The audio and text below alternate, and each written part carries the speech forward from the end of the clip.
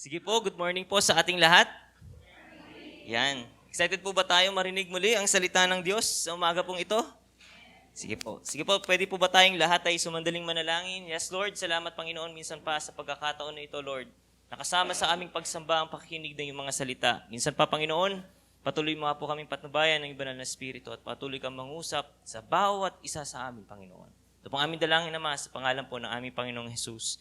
Amen. Amen. Sige po, basahin natin ang ating mga Bible sa Mark chapter 10, verse 17. Ang sabi niya po dyan, nang siya'y paalis na, may isang lalaking patakbong lumapit kay Jesus. Lumuhod sa harapan niya at nagtanong, "Mabuting guro, ano po bang dapat kong gawin upang makamtan ko ang buhay na walang hanggan?" Alam niyo po, ang encounter na ito ay naisulat sa tatlong synoptic gospels o sa Matthew, Mark, and Luke. At this is the story of Jesus meeting a rich young man o a rich young ruler. Wala po siyang pangalan, kaya sumaging ito, pangalanan natin siyang Richie. Siya po si Richie. Okay lang po ba yun? The background of this story ay pabalik na po si Jesus sa Jerusalem at dumaan po siya sa Perea. Ang tawag nga po dito is the Perean ministry of Jesus. Dahil pagbalik na ng Jerusalem, this is the last ministry na kanyang gagawin. Dahil pagdating po niya doon, ay doon na siya huhulihin at dadakpin. At alam niyo po ba, sa point of view natin, pabalik natin yung verse kanina, sa point of view natin, ang taong ito ay bilang sa ating mga mananampalataya, kapag tinignan natin ang buhay niya, ay madali siyang i-disciple. Sabihin niyo nga po, i-disciple. Bilang isang evangelist o mga nagbabahagi ng salita ng Diyos, this rich young ruler o si Richie ay madaling i-disciple. Kasi may eagerness siya. Di po ba? Nabasa po ba natin dyan sa verse na yan? Ang sabi niya, nang siya'y paalis na, may isang lalaking patakbong lumapit kay Jesus. Hindi siya basta lang naghintay, nakatulad ng mga ibang nabasa natin sa Bible na hinintay lang si Jesus na matapatan and then doon lang siya kinausap. Pero siya ay mula sa malayo ay hinabol niya sa ating Panginoong Jesus. So meron siyang eagerness. Diba?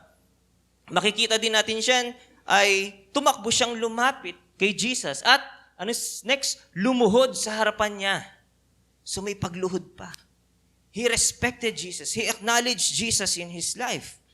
May eagerness, merong pagluhod, at isa pang maganda sa kanya, nagtanong siya. At ang tanong niya ay hindi, paano yumaman? Paano maayos ang problema? Kung hindi, anong tanong niya?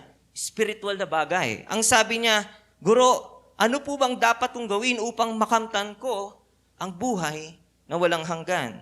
Alam niyo po, kung may checklist tayo na sinusundan sa mga taong pwedeng iuwi natin kay Jesus, check ang taong ito.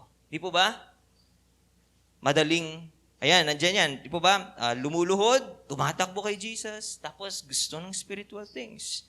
Kaya kung tayo po makaka-encounter ng taong ito, baka pwede nating isipin na, wow, potential ang taong to sa discipleship.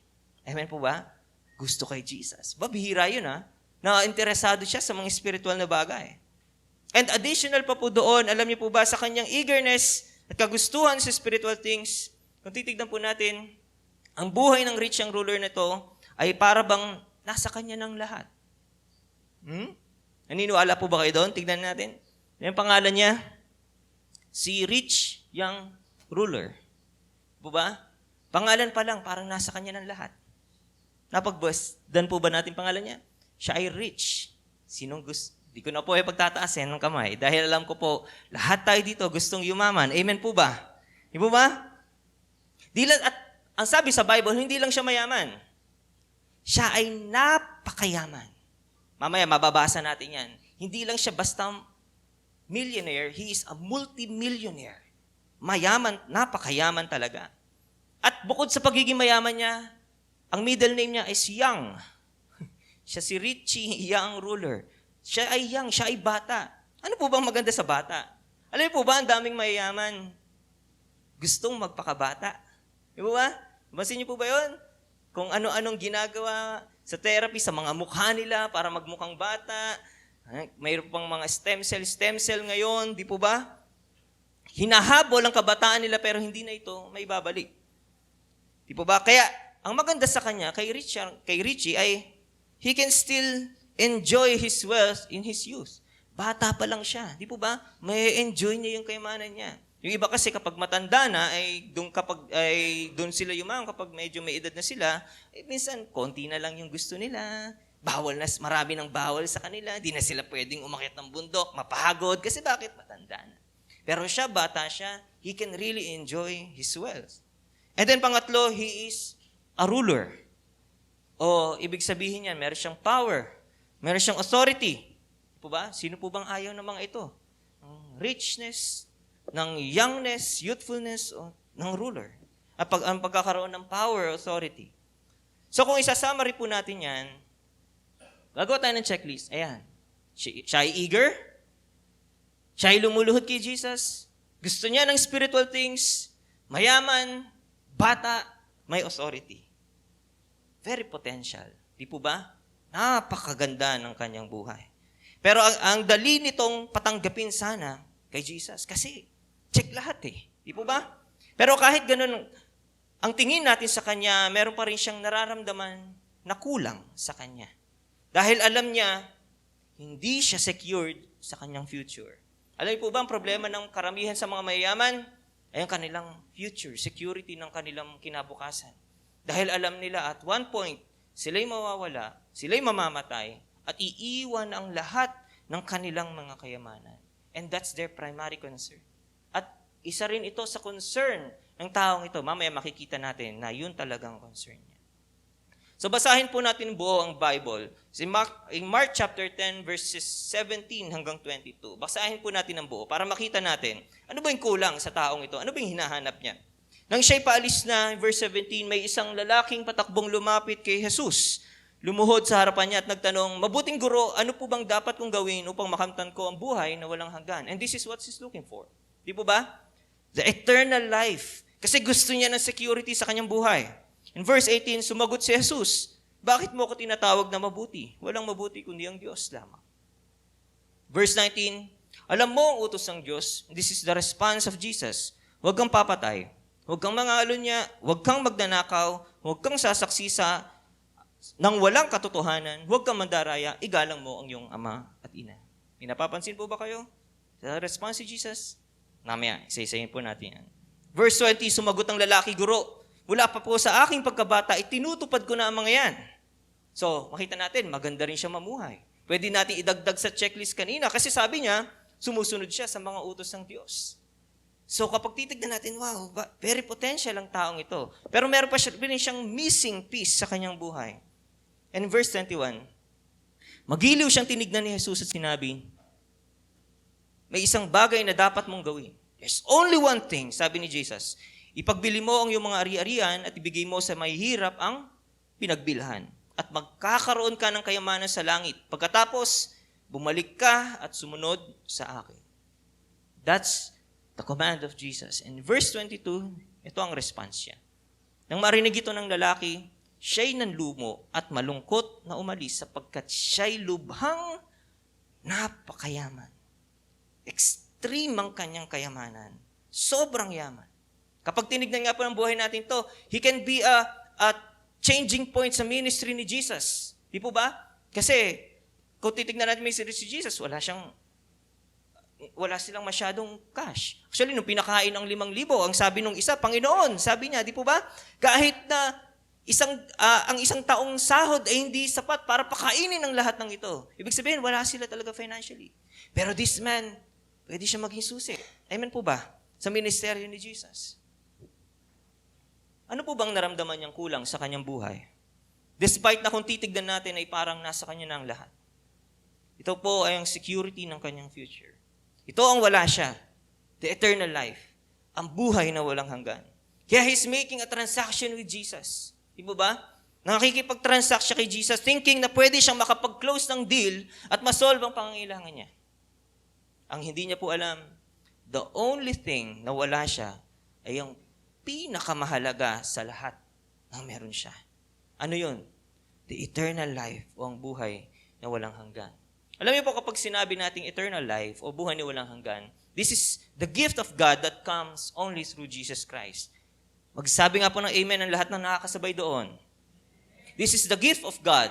Ito'y regalo ng Diyos para sa lahat ng sumasampalataya sa ating Panginoong Hesus. Alam niyo po, speaking of transaction, kilala niyo po ba si Elon Musk, ang may-ari ng Tesla at maraming. Nung binili po niya ang Twitter, ang transaction doon, binili niya po kasi yung app na Twitter, yung ginagamit niya sa social media, is worth $44 billion. Grabe, di ba? Binili niya yon. Sa isang transaksyonan lang, $44 billion. Pero wala pa po yan sa largest transaction in history. Alam niyo po ba kung magkano? $320 billion sa isang transaksyon lang. And that's the largest na nai-record sa buong mundo. Alam niyo po ba ang transaksyon ni Jesus at ng rich young ruler na ito exceeds anumang halaga dito sa mundo. Amen po ba? Salvation is a gift from God. Anything that comes from God is immeasurable in amount. Tandaan po natin, ito'y regalo ng Diyos at kapag ito'y nanggaling sa Diyos, hindi ito pwedeng sukatin. Hindi ito pwedeng bigyan ng halaga dahil ito'y walang immeasurable, ang sabi nga. Kaya, libre niya pong itong ibinigay. Bakit libreng binigay ng Diyos? Kasi wala tayong pambayad. Dahil immeasurable ang amount. We cannot pay our salvation to God. Di natin pwedeng bayaran ang kaligtasan natin sa Diyos. Kaya salvation is free. Ang kaligtasan ay libreng kaloob ng Diyos. But discipleship will cost everything we have. Mamaya, matatalakay po natin yan. Pero ang pagdidisciple, talaga, ikokos niya ang lahat-lahat sa atin. Ngayon, ano pong matututunan natin sa istoryang ito? Sa tagpong ito ni Jesus at ng rich young ruler na to. Salvation by human work is impossible, but it is possible with God. Ang kaligtasan sa pamamagitan ng gawa ng tao ay imposible. Hindi siya pwedeng iligtas ng kanyang gawa, pero ito'y posible sa pamamagitan ng Diyos. Pwede po bang magsabi ng amen ng mga nagsolas na? Parang konti lang po.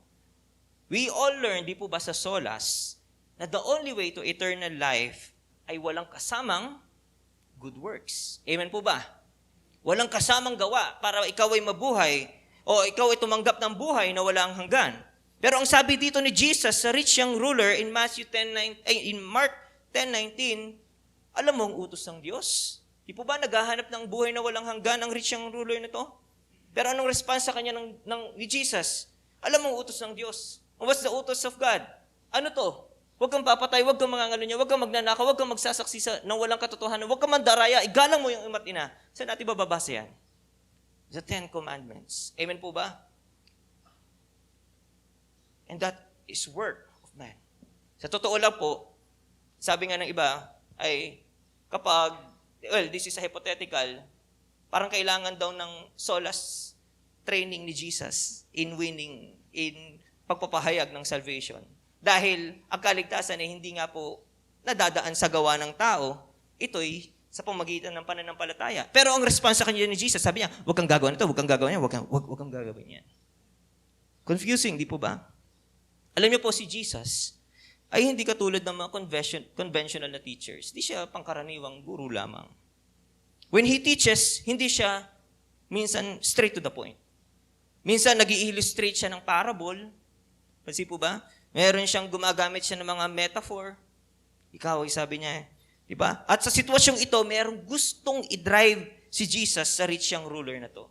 Meron siyang gustong i-drive sa kanya, i-deal sa kanya. Kasi kung sino man ang nakakaalam ng higit sa lahat sa ating lahat, ng daan ng kaligtasan ay si Jesus. Amen po ba?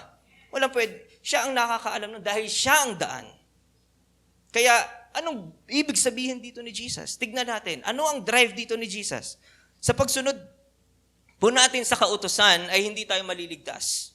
Akala ng rich young ruler ay ligtas siya dahil sa pagsunod niya sa 10 utos o sa law of Moses, sa Decalogue na tinatawag. Pero hindi niya naiintindihan ang lalim ng mga utos na ito. This has depth. Merong lalim ang utos na ito ng Diyos. When Jesus mentioned the second table o kasi ang utos, ang 10 Commandments ay nahahati sa dalawa. Amen po ba? Isa sa Diyos at isa sa duty natin sa Diyos at isa sa duty natin sa tao. Nung minention ni Jesus, the second table, o yung duty natin sa tao, from commandment number 3 to number 10, na naglalaman ng mga utos na nakafocus sa duty natin sa ating kapwa, ito ay observable sa labas. Ibig sabihin, nakikita siya. Nakikita na, pag di ka pumapatay, pwede natin patunayan na hindi ka talaga pumapatay. For example, balik ko sabihin na, Lord, hindi po ako pumapatay. Kasi wala naman talaga akong pinatay. Amen po ba? Meron po ba ditong nakapatay na? Yan. Amen. Wala po. Di ba? Pero, sabi niya, pero may depth ang tinuturo niyo ni Jesus. Kaya kung sino man ng tao ang nagsasabing nasusunod niya ang Ten Commandments ay maituturing na matuwid ng Diyos. Do you believe in that? Kaya alam niyo po ba, sabi ni Jesus, I am the fulfillment of the law. Ano ibig sabihin nun? Ako ang katuparan ng utos, ng kautusan. Kasi bakit? Walang kayang sumunod sa lahat ng iyon. Anong ibig sabihin doon ni Jesus? Patunay ito na hindi kaya itong sundin ng tao. Dahil the Ten Commandments ay hindi lang siya ganun kasimple. Akala kasi nung rich ang ruler ay ganun lang yon. Si Richie na lang, ang hirap kasi haba ng pangalan niya. Si Richie claimed he's doing all these things mula pa sa kanyang pagkabata. Mula pa daw sa kanyang pagkabata, nabasa natin kanina, sinusunod na daw yung lahat ng ito. Ang masasabi ko lang, edi wow. Diba? Kasi, ikaw na, ang galing mo. Siguro, absent siya na nagturo si Jesus sa Sermon of the Mount. Nabasa niyo po ba yan sa Matthew chapter 5? Baka absent siya nung nagturo si Jesus doon. Kasi doon tinuro ni Jesus ang lalim ng Ten Commandments.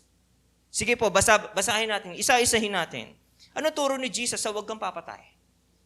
In Matthew chapter 5 verse 21, sabi niya, narinig din niyo na inutos ng Diyos sa inyong mga ninuno, huwag kang papatay.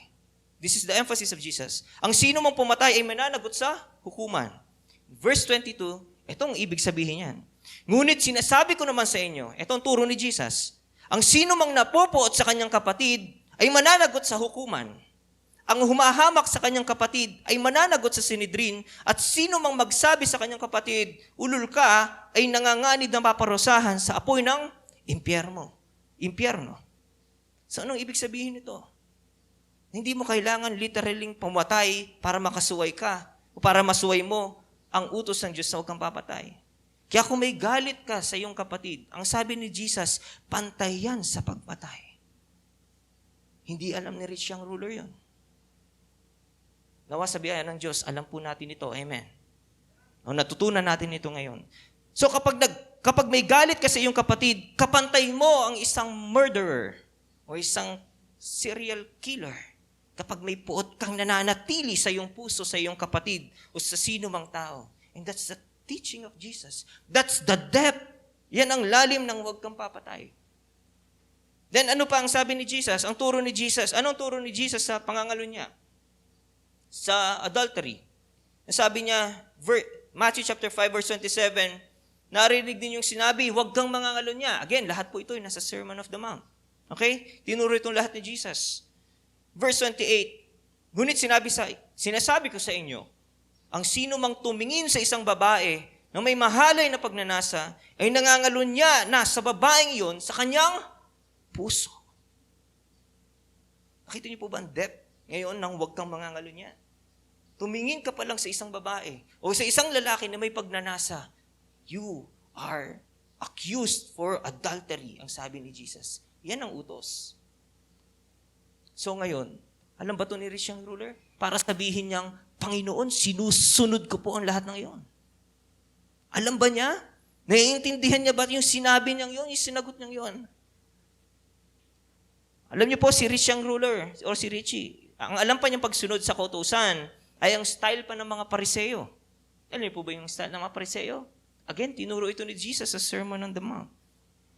Di pa niya alam yung style ni Jesus. Ang sabi niya sa Matthew chapter 5 verse 20, sinasabi ko sa inyo, kung ang pagsunod ninyo sa kalooban ng Diyos ay katulad lamang ng pagsunod ng mga tagapagturo ng kautusan at mga Pariseo. And this is the style of obedience. Sabi ni Jesus, kung kastilo nyo pa sila, ang style mo ng pagsunod ay katulad ng mga Pariseo, sabi niya, hindi kayo makakapasok sa kaharian ng langit. You will not enter the kingdom of God. Kasi bakit? Ang tinitignan ng Diyos sa atin is not the way we act. It's what's in our heart. Ano ba yung nasa laman ng puso mo? Yun ang depth ng kautusan. Yun ang depth ng pagsunod natin sa Diyos. Ang daling ipakita na sumusunod ka. Amen po ba? Ang daling ipakita na obedient ka sa leader mo. Amen po ba? Ang daling ipakita na obedient ka sa pastor mo. Pero, Jesus, anong tinitignan ni Jesus? Anong sinusukat niya? That's your actions. Not only your actions. Hindi lang ang mga kilos mo, kundi kung anong laman ng puso mo sa iyong pagsunod. Amen po ba? Ang sinusukat ng Jesus ay ang puso ng rich young ruler na ito. Di ba? Akala mo talaga nang susunod niya eh. Di ba? Kaya kung babasahin natin, Matthew 19:20, sinabi ng binata, tinutupad ko na po ang lahat ng iyan. Ano pa po ang dapat kong gawin? Di ba? Ang response natin, di wow, ikaw na. Ang galing mo. Pero alam niyo po ba, nang narinig to ni Jesus, pinalampas niya. Kasi bakit? Meron siyang gustong i-deal na mas malalim pa sa rich young ruler nito. Bukod sa kanyang obedience. Ano po yun? Then Jesus focused back on the first table of the commandments. Ang first table kanina, yung duty natin sa Diyos. Binalik niya. Kaya di po ba kayo nagtataka? Inuna ni Jesus yung second table bago yung first? Kasi meron siyang idadrive sa daong ito. Meron siyang i-deal sa rich young ruler na ito. Sabi niya sa Matthew 19:21, sumagot si Jesus, kung ibig mo maging ganap, kung gusto mo maging ganap, ang sabi ni Jesus, ipagbili mo ang lahat ng iyong ari-arian at ipamahagi sa mga mahihirap ang pinagbilhan at magkakaroon ka ng kayamanan sa langit. Pagkatapos, bumalik ka at sumunod ka sa akin. Ang sabi ni Jesus, Thou shalt have no other gods before me. Huwag kang magkakaroon ng ibang Diyos maliban sa akin. And that's the first commandment. Kung kanina ang pagsunod na pwedeng i-observe outwardly, ngayon naman, ang tinutumbok ni Jesus ay yung pagsunod niya sa inward, sa kanyang puso. Ang tinitignan ngayon dito ni Jesus. He goes back to the original, to the number one commandment. Huwag kang magkakaroon ng ibang Diyos mula sa akin. Bakit yan ang nakasulat? Ba't yun sinabi ni Jesus?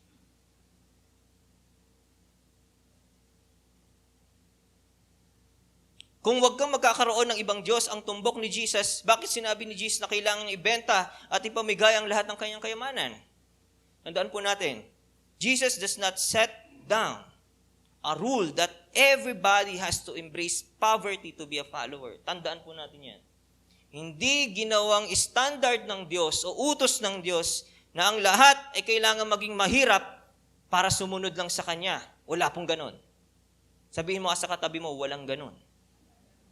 Example na lang po dyan si Zacchaeus. Kilala niyo po ba si Zacchaeus? Yung nasa itaas ng puno na sikamoro, ang sabi ng Panginoon, bumaba ka at ngayong gabi ay ako'y makikikain sa inyo. And then nung nandun siya, ang sabi ni Zacchaeus, Panginoon, ibabalik ko sa lahat ng aking mga dinaya, ang mga dinaya ko sa kanila at higit pa, dadagdagan ko pa ito, Panginoon. Pero makita mo ba rin, sinabi ni Jesus, hindi, pagbigyan mo lahat, tapos bigyan mo na lahat sa kanila. Walang ginumanda ganun ng utos ng Diyos. Kasi bakit? Hindi niya standard na kailangan maging mahirap ka para maging tagasunod ka niya. So, why Jesus gave this commandment? Bakit niya binigay ito? Hindi alam ni rich young ruler na ang Diyos niya ang kanyang kayamanan. Hindi niya alam ang kayamanan niya. Ang Diyos ay ang kayamanan niya. Yun ang gustong tumbukin dito ng ating Panginoong Jesus. Tandaan po natin, anything that you won't let go, that is your God. Kung ano man ang ayaw mong bitawan, hindi mo kayang mabitaw-bitawan, yan ang Diyos mo. Naniniwala po ba kayo dito? Parang mahina. Mabigat, di po ba? Ano man ang hindi mo kayang bitawan, yan ang Diyos mo. Tandaan na po natin ito. Claim this. Kasi bakit? This is the truth. Titignan natin yan. Ano mang hindi mo kayang pakawalan na yun ang nagiging Panginoon ng buhay mo. Kaya kung mahalaga ang pera sa iyo higit sa Diyos, that's your God. Gagawin ko lang pong illustration ng pera dito dahil pera ang ginamit na illustration ng Diyos. Ginamit na illustration ng Diyos para ituro. Kaya kung mahalaga ang pera sa iyo higit sa Diyos, that's your God. Minsan, ang pera, nagsiset ng ating mood. Meron po bang ganyan? Diba? Nagsiset siya ng mood mo. Pag wala kang pera, malungkot ka. Pag may pera ka, masaya ka. Minsan, ang pera ang ating motivation. Kaya ka nagtatrabaho ng mahusay, kasi bakit? Motivation mo, pera. Kasi may bibigay sa akin pera. Kaya susuway ka sa lahat, basta magkaroon ka lang ng pera. Motivation. Minsan, ang pera ang ating pag-asa. Yan ang nagiging hope. Na parang kapag wala kang pera, pasan mo ang buong daigdig. Lalimin po natin ito. Alam niyo po, kapag nag-devotion ka, at naramdaman kong malungkot ka pa rin. Diba? Ano nagpapasaya sa'yo? Yung nag-pray ka naman, yung nag-worship ka naman kay Lord, nag-church ka after nito, tapos parang malungkot ka pa rin, ano ba magpapasaya sa'yo? Sana hindi po pera. Pero tignan mo, bigyan mo ng pera yan, iimamod yan. Totoo po ba yun? Parang ayaw nyo na pong sumagot. Parang nagigilty po ba tayo? Nagigilty po, di ba? Mabigat, di po ba? And this is the depth of the teaching of Jesus. Ganito si Richie. Richie na lang talaga. Nag-iba ang mood niya ng pera ng usapan. Nabasa niyo po ba natin yung kanina? Nag-iba ang mood niya? Nalungkot ba siya? Ang sabi sa Matthew 19:22, pagkarinig nito, nung sinabi ni Jesus na ipagbili mo lahat, malungkot na umalis ang binata sapagkat siya ay napakayaman. Nag-iba ang mood. Nalungkot. Teka, di ba kanina, ang saya-saya niya? Excited siya kay Jesus, di ba? Tumakbo pa nga lumuhod pa nga Tapos nagtanong pa ng mga spiritual na bagay. He's very excited. Pero bakit dito? Nag-iba na. Ano nangyari? Anong nagpalit? Anong kinalungkot niya? Anong nagpalit ng kanyang mood? Pera. Minsan we are taking this issue lightly. Minsan ang issue ito parang tinatawanan lang natin. Hindi natin siya masyadong seryoso. Pero tandaan niyo po, one of the things that God put a contention to is money. Isa sa mga bagay na nilagyan ng katapat o binigyan ng pwedeng ng Diyos sa level ng tao, ang katapat niya ay ang kayamanan. Ang sabi niya sa Matthew 6:24, again, this is the teaching of Jesus sa Sermon on the Mount. Kaya di ba napakahalaga kapag may turo tapos wala ka? Ang daming mamimiss. Actually, ang daming na-miss ni Rich yung ruler. Wala sana yung tagpong to. Mag-iiba ang senaryo kung nandun siya. Amen po ba? Naniniwala po ba kayo doon? Kung narinig na yung lahat ng to, mag-iibang lahat. Kaya ang sabi niya, 6:24, walang aliping makakapaglingkod ng sabay sa dalawang Panginoon, sapagkat kapupuoton niya ang isa at iibigin ang ikalawa. Paglilingkuran ng tapat ang isa at hahamakin ang ikalawa. Sino yung ikalawa? Sabi ni Jesus, hindi kayo maaari maglingkod ng sabay sa Diyos at sa kayamanan. Hindi pwedeng pagsabayin. Well, realistically, admit na natin, kailangan natin ng kayamanan. Di po ba? Kailangan natin ng kayamanan. We need money. Yes, kailangan natin yan. But we need God more. Amen. Mas higit natin dapat kailangan ng Diyos. Always remember, hindi ka pwedeng maglingkod sa dalawa ng sabay. Kailangan may isang higit. Sino yon? Ang Diyos, hindi ang pera. Kaya ang pinagsasabay ang dalawang ito, alam niyo po ba? Maraming nag-a-attempt, pinagsasabay ito. Saan sila napupunta? Di ba sabi ni Jesus, isa lang ang pupuntahan mo, sabi niya. Kapag tinry mo pagsabayin ito, mapupunta ka sa pera. Kasi bakit? Sabi ni Lord, kasi ang sabi ng mga taong pinagsasabay ito, ganito. Kaya kapag to narinig ninyo, oops, pinagsasabay niya. Ito yung mga keywords na pinagsasabay niya. Sasabihin nila, alam mo leader, naiintindihan naman ako ni Lord na kailangan namin ng pera ngayon. Kung kailangan talaga naman, dami naming bayarin Huwag hindi mo na ako makaka-attend ng church leader pasensya na talaga. Naiintindihan naman ni Lord yun. Kailangan talaga namin ngayon. Naiintindihan naman niya. When you hear that word, ano ibig sabihin nun? Pinagsasabay niya. Hindi pwedeng sabay. Sabi ni Jesus, merong isa na nasa taas. At we need God more. Yes, we need money. But we need God more. Amen. Kaya kahit di mo na Kung mag-church ngayon, yun yung sinasabi ng iba, kahit wala mo na akong life group, di mo na ako mag-life group, pagpapaalam mo na ako sa iyo, leader. Kahit di mo na ako mag-don't watch, kasi pagod at maaga pa akong babangon at gigising at luluwas, papasok. Puro wala, kaya ang ending, wala na rin kay Lord. Nakita na po ba tayong ganyan? Alam niyo po, pinili ng rich young ruler na ito ang kanyang kayamanan, higit sa hinahanap niyang buhay na walang hanggan. Nakalimutan niya yung hinahanap niya kanina ang una. The eternal life. Ngayon, pumasok si kayamanan. Anong pinili? Sabi ng Lord, di mo pwedeng pagsabay ng isa kasi meron kang kikilingan. Kaya sa ating mga Kristiyano, nawa, sa biyaya ng Panginoon, unahin natin laging piliin ng Diyos sa ating buhay. Amen po ba? Sige po nga po, palakpakan natin ang ating Panginoon.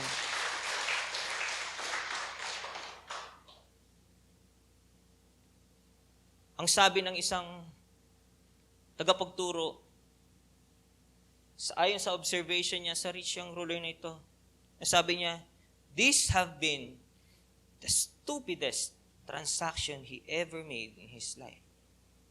Ito na siguro marahil, ang sabi ng isang commentator, ang pinakakahangalan na ginawang transaksyon ng rich young ruler na ito sa kanyang buhay. These have been, wala nang papantay dito dahil tinanggihan niya ang buhay na walang hanggan. Pinagpalit ito sa kayamanan. Alam po, tinuro ni Jesus in Mark 8:36, sapagkat ano ba ang mapapala ng isang tao? Makamtan man niya ang buong daigdig. Anong ibig sabihin dito ni Jesus?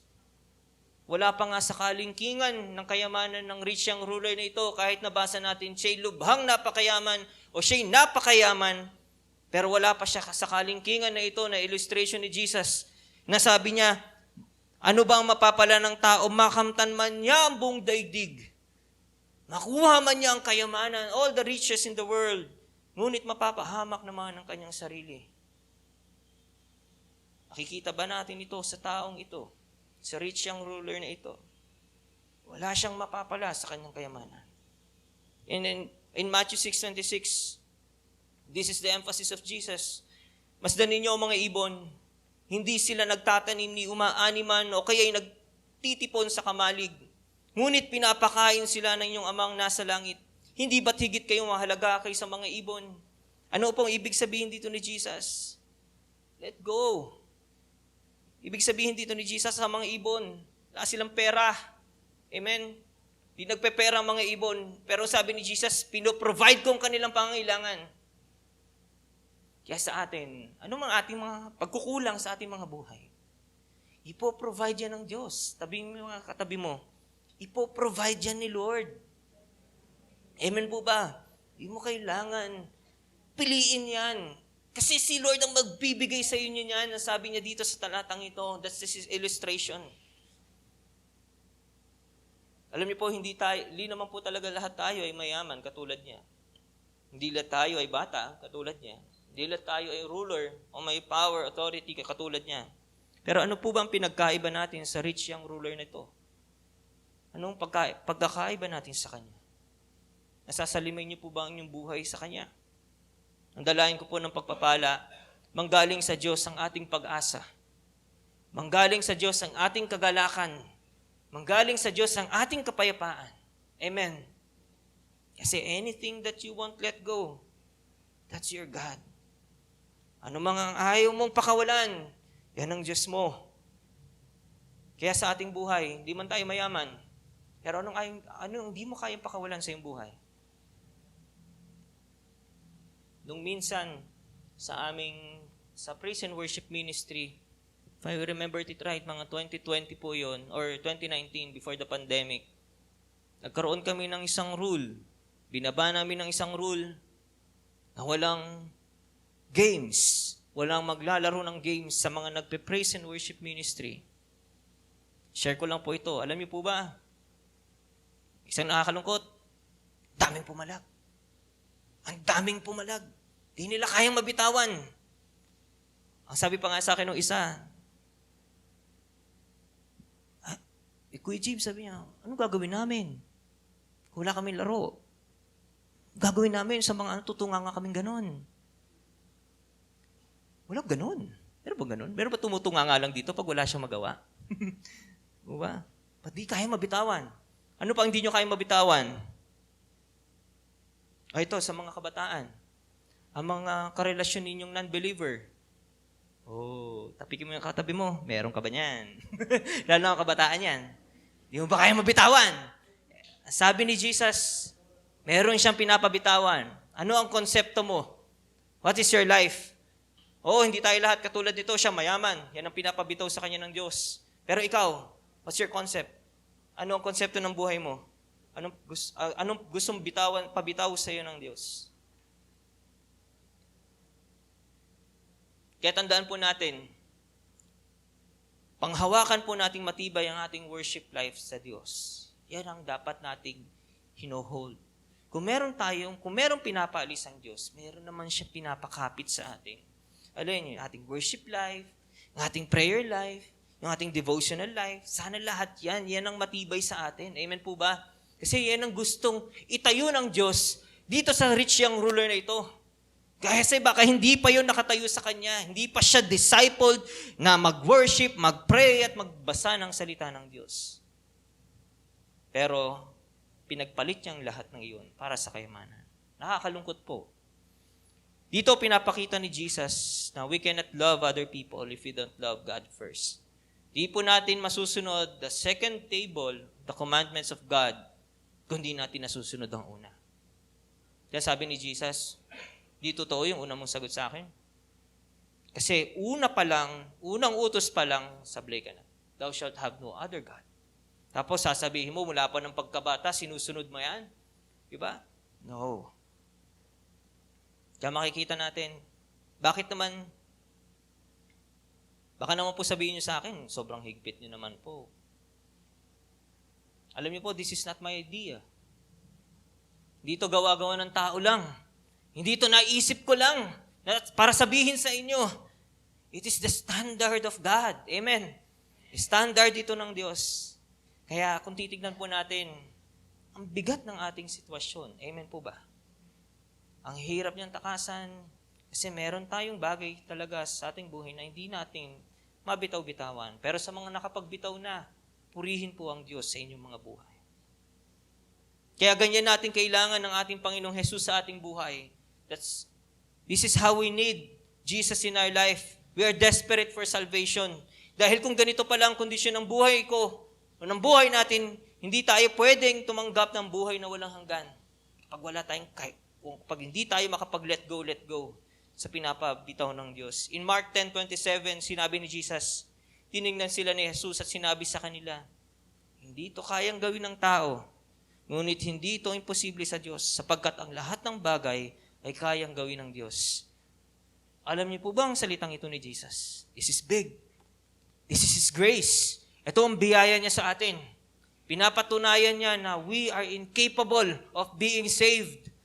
Di tayo pwedeng maligtas sa pamagitan ng ating mga gawa. Anong sabi ni Jesus? Ngunit hindi ito imposible sa Diyos. Alin? Ng kaligtasan. Kaya kailangan talaga natin ng kaligtasan. Kailangan natin ng ating Panginoon Jesus sa ating buhay. Minsan pa, magsabi nga po ng amen nang natapos sa lahat ng solas. Alam ko po, familiar po kayo dito. Ang sabi niya, we are saved by grace alone. Amen. Through faith alone. Amen. In Christ alone. Amen. In hearing the word of God alone. Amen.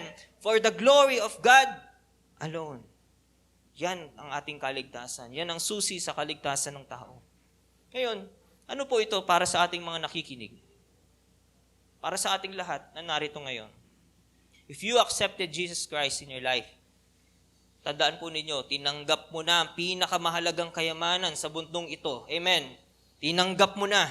There is nothing more important than your eternal salvation. Walang halagang pwedeng tumumbas sa kaligtasan na iyong tinanggap. Kaya in Matthew 13:44, ang sabi niya, ang kaharian ng langit ay katulad ng kayamanang nakabaon sa isang bukid. Ano yung kayamanan na ito? This is the salvation. Nahukay ito ng isang tao, ngunit agad itong tinabunan. Tuwang-tuwa siyang umalis at ibinenta ang lahat ng kanyang ari-arian upang bilhin ang bukid na yon. Binenta niya lahat. It cost him everything just to gain that salvation, just to receive that salvation from the Lord. Ituring po nating pinakamahalagang kayamanan ang ating tinanggap na kaligtasan sa ating Panginoong Jesus. Kaya huwag mong ipagpalit yan sa anumang compromise sa mundong ito. Never. Don't. Anumang attraction sa iyo ng mundong ito, huwag mong pagpapalit yan. Yung pagkakristyano mo, don't replace that. Dahil yan ang the best transaction you ever decided in your life. Yan ang pinakamahalagang desisyon na ginawa mo sa buhay. Kaya alam niyo po kung may sa pagtanggap natin ito, kung may biglang utos sa iyo ng Lord. Alam mo si Lord, minsan, si Jesus talaga, minsan namimigla siya. Marami tayong mababasa sa Bible na si Lord, pag nag-utos talaga, minsan biglaan. Sana handa tayo. Sana handa po tayo dahil sa ating pagkilala sa ating Panginoon. Kasi ganyan ang buhay na tumatanggap sa ating Panginoong Jesus. Na kahit biglain mong utusan, sumusunod agad. Naalala niyo po ba si Abraham? Diba? Sabi niya sa Hebrew 11:8, dahil sa pananampalataya sa Diyos, sumunod si Abraham nang siya'y utusan ng Diyos upang pumunta sa isang lupaing ipinangako sa kanya. Sumunod nga siya kahit hindi niya alam kung saan siya pupunta. Bakit nakasunod si Abraham? Alam niyo po, faith is knowing who God is. Ang pananampalataya ay pagkilala sa kung sino talaga ang Diyos. Kaya ka nananampalataya sa Kanya dahil kilala mo siya. Kilala ni Abraham ang Diyos, kaya naman sumampalataya siya at sumunod siya agad. Kaya kung sumasampalataya ka sa ating Panginoong Jesus, you can obey quickly. Amen. Pwede kang sumunod agad. The rich young ruler didn't know who Jesus is. Hindi niya kilala kung sino si Jesus. Kaya nung inutusan siya, nabigla siya. Uy, may mo namang sinabi ka agad, Lord, makanyang pala. Uy, sana, naku paminta kayo na eh. Puta na mo, agyo ko na mo, ka rin na ako umuminta para tanggapan ka. Kasi kung kilala niya, alam niyang si Jesus ang daan at ang buhay at maisusuko niya ang kanyang kayamanan. Ngayon po, ang mga disciples na ang nakarinig ng usapan nilang ito ni Jesus. In verse 28, ang sabi ni Peter, tingnan po ninyo, sabi niya, iniwan na namin ang lahat at kami sumunod sa inyo. Yan yung biglang sumusunod. Eto yun, eto sila. Diba? Sabi ni Jesus, follow me. Gagawin ko kayo mamalakayan ng mga tao. Sumusunod agad sila. Kasi bakit? Kilala na nila si Jesus. Dahil, di ba nga sabi ni Pastor Obet nung minsan dito, hindi siya parang ngayon lang nila nakilala si Jesus. Parang, uy, si Jesus ba yun? O sige, susunod na ako. Hindi ganun. Matagal na nilang kilala si Jesus. Pero at that time, dahil kilala nila si Jesus at sumasampalataya na sila kay Jesus, nung tinawag sila, sumusunod agad. Nawa tayo pong lahat ay maging katulad nila. At katulad nila Peter, sabi niya, tingnan po ninyo, Jesus, iniwan na namin ang lahat at kami sumunod sa inyo. Well, hindi po sinasabi dito ni Jesus na iwanan natin ang lahat. Iwanan mo pamilya mo para lang sumunod ka sa Kanya. Hindi po. Pero, kung may hihingin sa iyo ang Diyos, isuko mo agad. Ibigay mo ang agad. Marahil ang iba dito ay iniwan na ninyo ang yung mga bad influence sa mga kaibigan. Iniwan na ninyo sila kasi pinapaksuko sila ng Diyos. Marahil ang iba dito ay iniwan na ninyo ang mga lugar na kung saan nandiyan ang kasalanan. Iniwan na ninyo ang mga bagay na nagpapalayo sa inyo sa Diyos. And that's good. Kasi bakit? Sumasampalataya ka sa Diyos at ikaw nga ay tunay na anak ng Diyos. Kaya kung meron kang naisuko na sa Diyos, alam niyo po, kung meron ka nang naisurrender, ang laki ng reward mo sa Diyos. Ang laki. Basahin po natin. Verse 29. Sumagot si Jesus, tandaan ninyo, ang sino mang nag-iwan ng kanyang tahanan, o mga kapatid, mga magulang, mga anak, mga lupain dahil sa akin at sa magandang balita, in verse 30, ay tatanggap sa buhay na ito ng 100 ulit pa ng mga iyon. 100 folds, 100 times. Mga bahay, mga kapatid, mga ina, mga anak at mga lupain. Yes, ang promise po ng Diyos sa buhay na ito. This life, ito po yun, sa buhay sa lupa. That's His promise. Baka nagtatanong ka ngayon, Kuya James, gusto ko yun Gusto ko ng bahay. Gusto ko yung lupa. Ba't wala ako ngayon? Asa na? Gusto ko yung mga kapatid, mga ina, mga anak. Gusto ko yung mga, asa na Lord? Asa na ako, Jesus? Sabi mo, bibigay yan ni Lord ngayon sa buhay na ito. Pwede po ba kayo kung i-instruct? Pwede po ba kayong tumingilin lang sa paligid ninyo? Ayan. Sige, talikod kayo, tignan niyo yung mga tao sa paligid ninyo. Go, go, go, come on, come on. Come on, sige po, tignan niyo hanggang sa likod, sa mga gilid ninyo, tignan niyo silang lahat. Ayan. Okay, may tanong po ako ngayon sa inyo. Ano sa palagay ninyo ang tinutukoy dito ni Jesus? Anong tinutukoy niya dyan? Your new family. Kapatid mo, nandyan, katabi mo. Bago mong kapatid yan. Amen. Your new home. Ito na ang bago nating tirahan. Di po ba? Tayo lahat ay pinag-isa ng Diyos. Your church, eto na. This is the promise of God. And pwede ba sabihin ngayon sa katabi mo, I'm so blessed to have you, kapatid. I'm so blessed to have you. Kasi bakit? Yan ang pangako sa atin ng Diyos. Di ba ang sarap tanggapin na, masarap talaga kung hindi lang sila. Amen po ba? Kung meron pang idadagdag sa atin ng Diyos. Kasi meron at meron siyang promise sa atin. At yan ay totoo. Ang Diyos ay hindi sinungaling. Yan sabi niya, tuloy ko po, ngunit may kalakip na pag-uusig. Uy, sabi mo sa katabi mo, meron tayong pag-uusig. Kasama yan. May blessing. Meron lahat. Pero sabi niya, meron pa ring trials. At sa panahong darating, magtatamo siya ng buhay na walang hangganan. This is the greatest gift. This is the greatest reward na pwede natin tanggapin. Yes, na-rewardan tayo dito sa lupa ng Diyos. And He will also prepare a reward for us in heaven. Amen. Kaya grabe ang transaction nito. Sabihin nyo nga po, grabe. Grabe ang transaction na ginawa natin kay Jesus. At alam niyo po ba, ito ang na-miss ni Richie. Ni Rich ang ruler. Ito ang na-miss niya. Di niya nakuha yan. Akala niya yung kayamanan ang magbibigay sa kanya ng lahat ng yun. The blessings you have right now, the blessings of the apostles na tinanggap ng mga apostoles, the eternal life, the fellowship of the brethren, the new family, ito ang hindi natanggap ng rich young ruler sa pagpili na niyang kayamanan over Jesus. Iyon ang challenge po sa atin. Pwede tayo makaranas ulit ng similar situation, katulad ni rich young ruler. Pwede tayo makaranas ulit.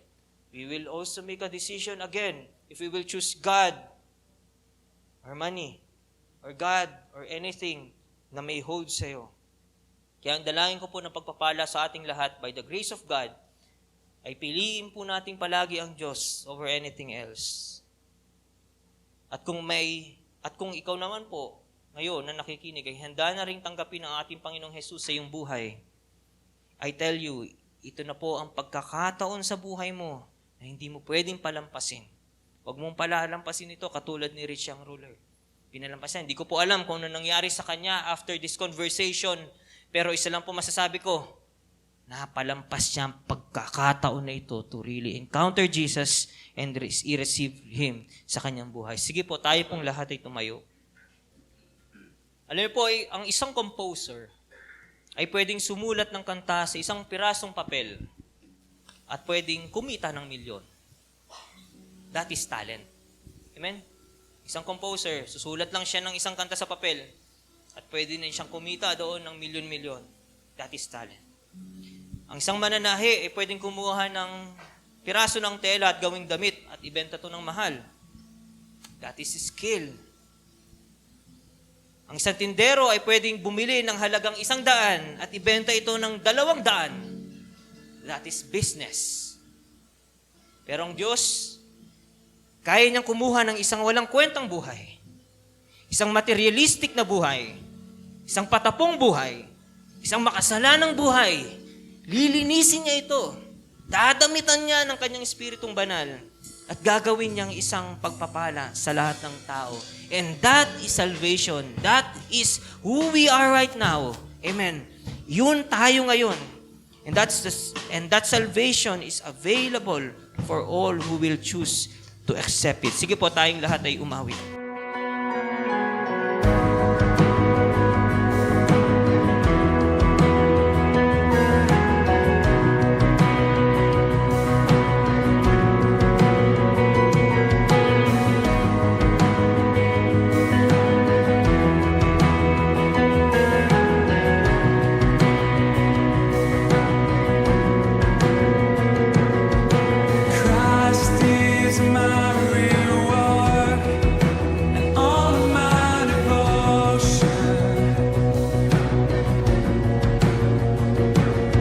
there's nothing in this world that could ever satisfy.